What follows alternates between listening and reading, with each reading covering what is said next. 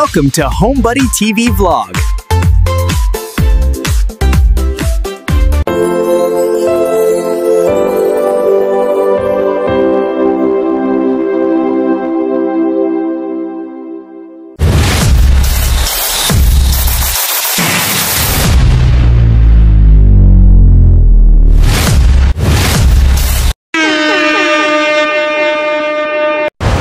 Good noon guys! Nandito na naman tayo sa Roxas. Ang oras natin actually is 12 na. 12:22. Wala akong balak mag-vlog ngayon guys. Kaso lang, whole day kasi tayo ngayon. Hintayin ko yung mga bata. Kasi hindi kasama yung maliit guys. Masakit yung ipin. So, hindi siya pumasok. Ngayon, wala sana akong balak na mag-vlog kasi nga wala naman tayong naisip na content. Pero, dahil nga sa haba ng oras, na-board tayo dun sa airport. Medyo mapaang guys. So, pumunta na lang ako dito sa beach. Actually, hindi pa ako nag-lunch kasi medyo busog pa ako. Kasi pagdating ko kanina, paghatid ng mga bata, galing sa school, galing sa bahay, kumain ako agad dun sa airport, dun sa dati, dun sa usual natin na tambayan, dun sa kainan, dun sa Migili sa airport. Tapos nagtambay tayo doon. Actually, naidlip ako doon. Tapos medyo na-board tayo kasi mahaba yung oras. Nasanay kasi tayo na nauwi tayo guys ng mga itong oras na sa bahay na tayo Isipan ko na lang guys pumunta dito sa Bye-Bye para mamasyal, at magpahangin ng konti. So ayun, konti yung tao guys kasi nga Lunes ngayon guys. Siyempre may pasok, konti lang yung tao guys. Guys, kahit ganitong oras, 12:22 na, pero ang guys, ang init. Hindi siya ganun kasakit kasi hindi siya medyo may ulap guys. Ayan, medyo maulap ng konti, Kita mapapansin niyo. Ayan, may ulap, Maitim na ulap. So kaya hindi ganun kasakit yung init guys.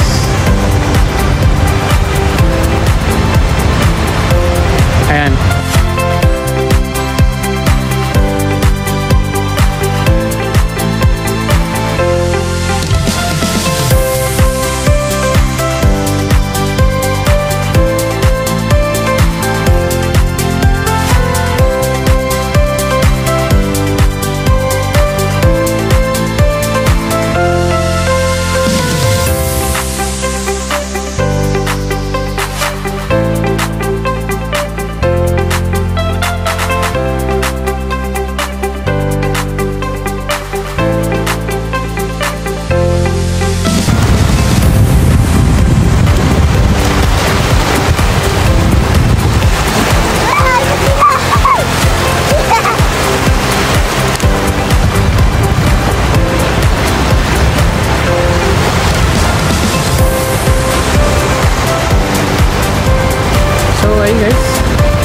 Mapapansin nyo, meron din kumakain doon sa Bitoys,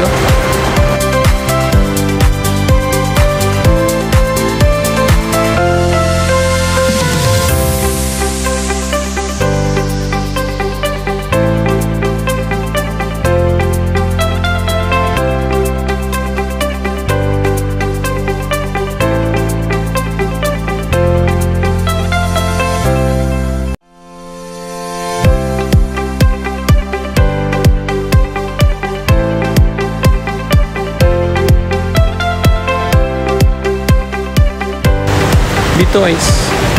Yan ang madalas natin kinakainan guys. Pero meron din dito sa kabila.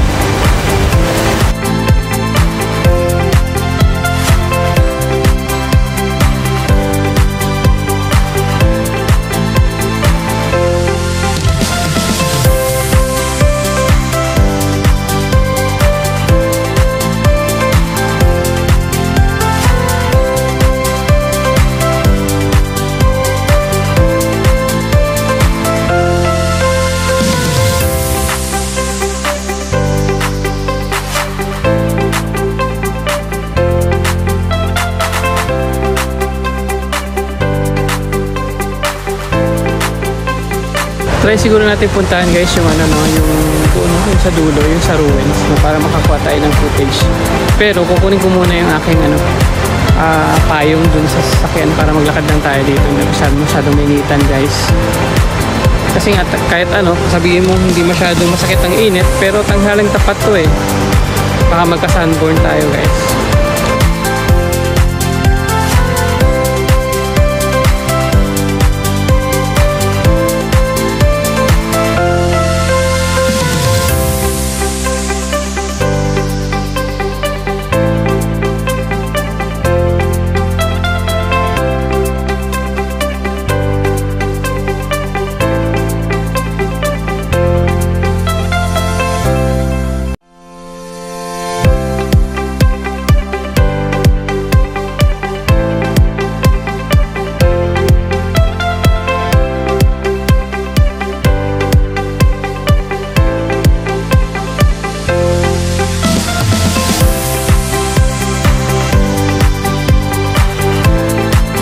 Kahit paano meron tayong payong ano, so hindi tayo masyadong expose sa sikat ng araw. At paglakad tayo dito sa tanghaling tapat ay hindi naman tayo ma-sunburn. Try natin puntahan yung ano guys, yung nga yung parang ruins of Alcatraz no? Kasi hindi pa tayo nakapag-picture doon.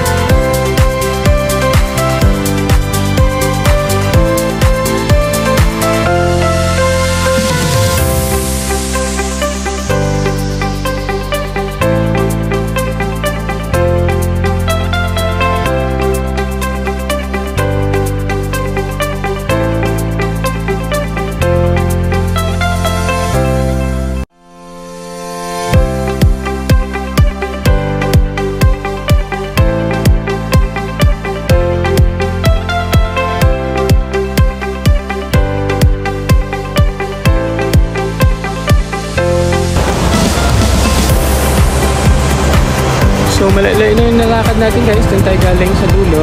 Ayun doon sa may malapit doon sa ano na yun, sa building na yun white ano, doon tayo galing. So ayan, tapat ng isla. So pero malapit-lapit naman na tayo doon sa gusto nating kunan ng picture, eh diretso na natin no?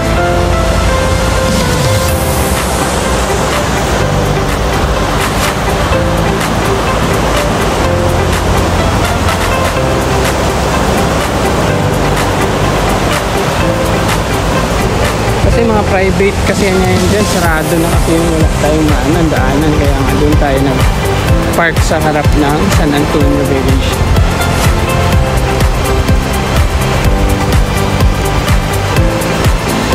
Pero pag may ma-spotan tayo guys, may makita tayo na pwede nating daanan na pinakamalapit dito sa ruins, sa sunod doon tayo mag-park.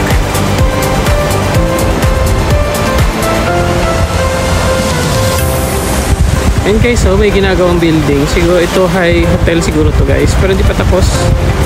Ongoing pa yung kanyang construction. No? Maganda kasi nasa gilid lang siya guys ng bye-bye. No? Ayan. So wala pa tapos. Hindi pa tapos guys. Medyo malapit-lapit na tayo sa ruins guys. Ayan ang ruins. Ano? Ayun no. So diretso na tayo guys. Medyo nauhaw na tayo guys, hindi pala tayo nakabit-bit ng tubig. Pero siguro may mga tindahan naman dyan sa gilid naman doon sa may dulo. Bibili tayo. Kasi parang nauhaw na tayo guys. O kahit soft drinks. Kasi kailangan din natin ng energy. Mahaba-haba din kaya hinilakad ko guys. Pero exercise ko to kasi wala naman tayong exercise halos. Minsan-minsan lang tayo naglalakad guys. So ayun, lubos-lubusin na natin. Ito nakita guys, maganda yung kanyang design, no? Kaya parang may mga ano siya, may balcony siya, no? Hindi ko alam kung bahay ito, kung resort. Kaya maganda. Guys.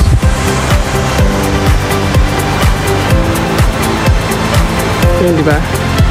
Maganda, di ba? Lalo pag gabi yan, may mga ilaw yan, ano? So maganda yan. Doon na ako nung dito. Ito haba na nilakad. Yan. Ang ganda.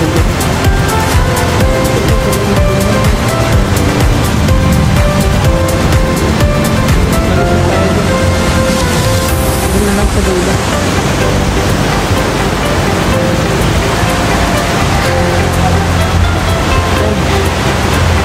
Tabi tayo soft drinks saka skyflakes. Biscuits. Wala talaga madaanan dito eh. Sinarado na kasi yung may-ari nito.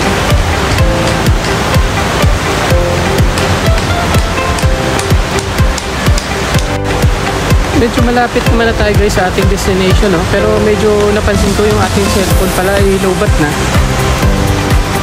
Hindi ko na-charge kanina.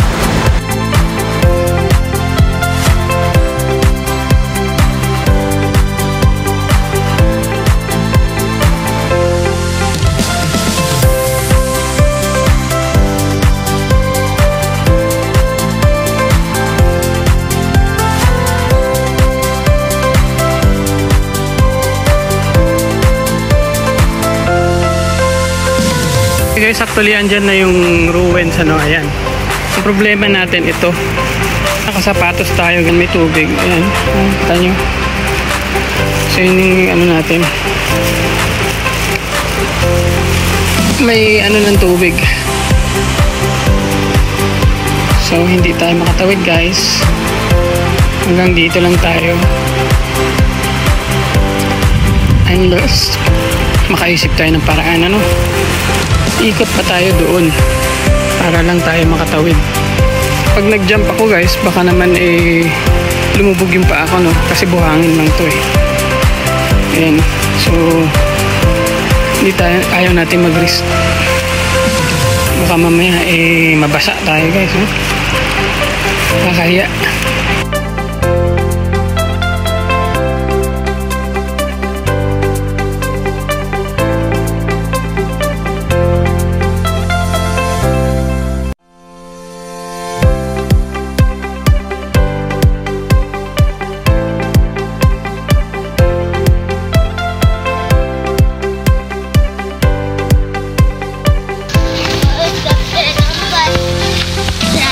Hindi na.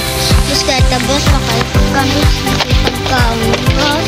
Ah, ito may amo to bisita ko kago. Kau nang bos palayas. Kami bos dua. Palayas ha? Sino nagpalayas sa inyo? Yaman. Pasaway siguro ka mga duwa eh. Wala mo kita. Yaman na nga mag-ano ka mo. Bos pakai sa bos. Huwag ka mo klase ha? Hindi mo pa kaagi gilid. Yeah.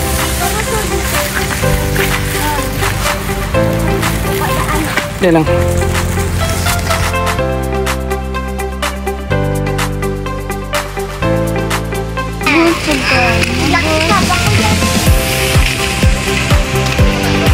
Nag-eskwela ka mo kahapon? Ah, kagayin na. Galing, nag-eskwela ka mo sa aga? Kagayin na sa aga ya? Huwag pa mo kakaon eh?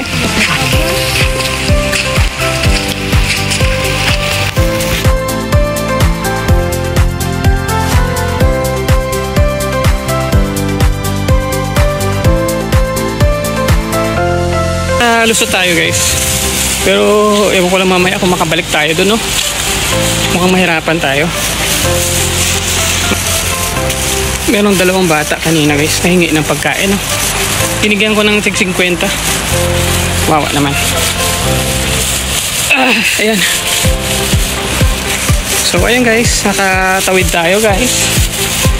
Nakaabot din tayo sa ruins. Parang delikado guys ha. Yung mga ano na. Ayan o. Ito yung ruins. Talagang ruins na.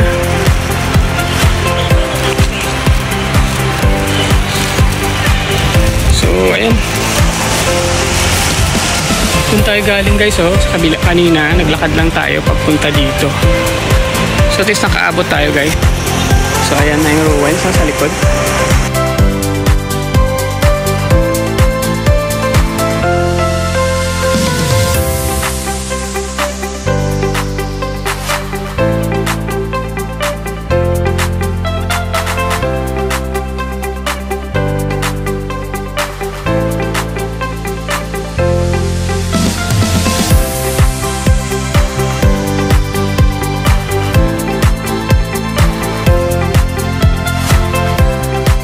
Sini mo mama?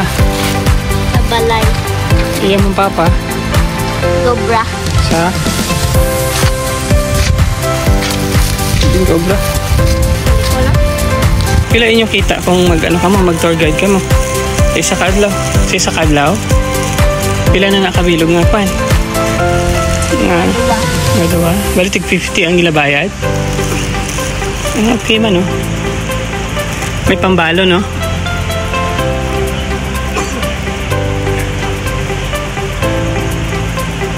Ato, damo ka ba picture ka go? Wala ko guys. May tour guide.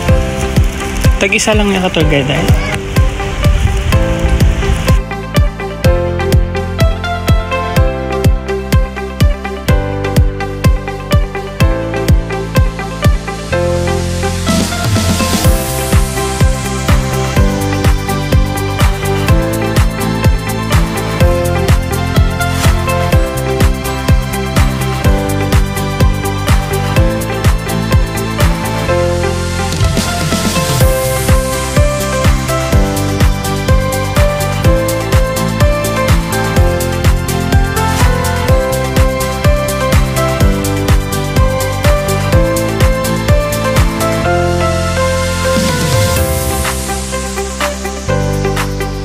Upat na tayo.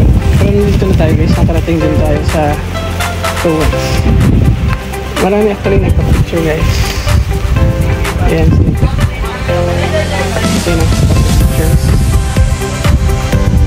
Meron bata doon isa nag-alok sa atin na mag-tour guide. Pero kasi meron na tayong binigyan kanina ng dalawang bata.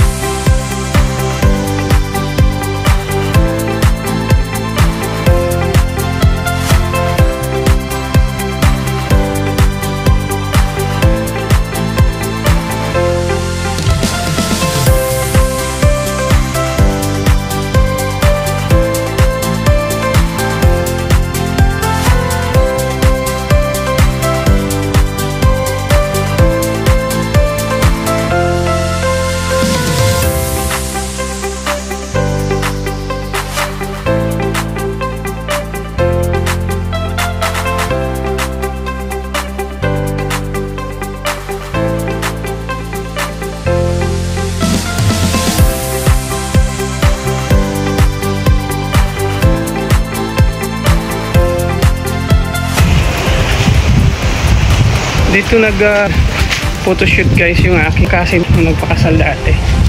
Dito siya nag-prenuptial.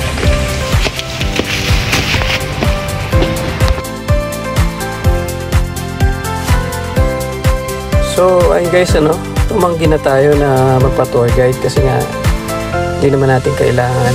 Tsaka wala naman tayong hilig na magpa-picture talaga. Gusto ko lang naman talaga ay mag-vlog lang. So pero napansin natin guys, yung bata ay sunod ng sunod, Di tayo tinantanan guys. Mukhang matindi ang pangangailangan ng batang to guys. So ayun, at binigyan ko na lang din guys 50 pesos kaya ng dalawa para hindi naman kawawa. Sa mga gustong pumunta dito sa replika ng Alcatraz, dito sa Roa City, meron palang daanan guys. Actually, ngayon ko lang nalaman, may pwedeng makapasok yung sasakyan guys. Meron talaga siyang daanan at merong parking. At tayo, hindi lang tayo aware, kaya first time natin pumunta, kaya doon tayo dumaan guys sa baybayin, Pero meron palang daan guys.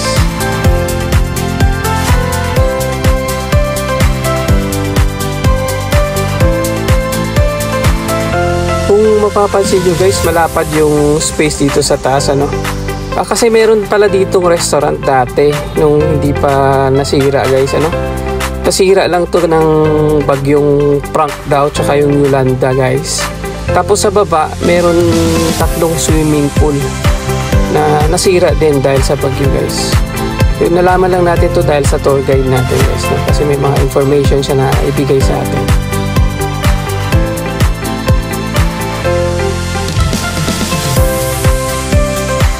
Ayon sa ating tour guide guys, ito palang property ay private property, pagmamayari ng mga Bermejo guys.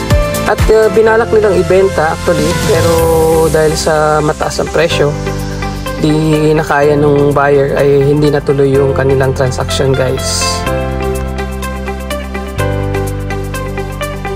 So ayun guys, dahil nasa kabaitan ng may-ari na pupuntahan at na-enjoy na ng mga tao yung kanyang properties at magagandang tanawin dito guys.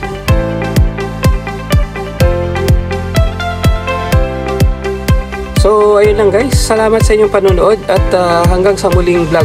Thank you so much, bye bye!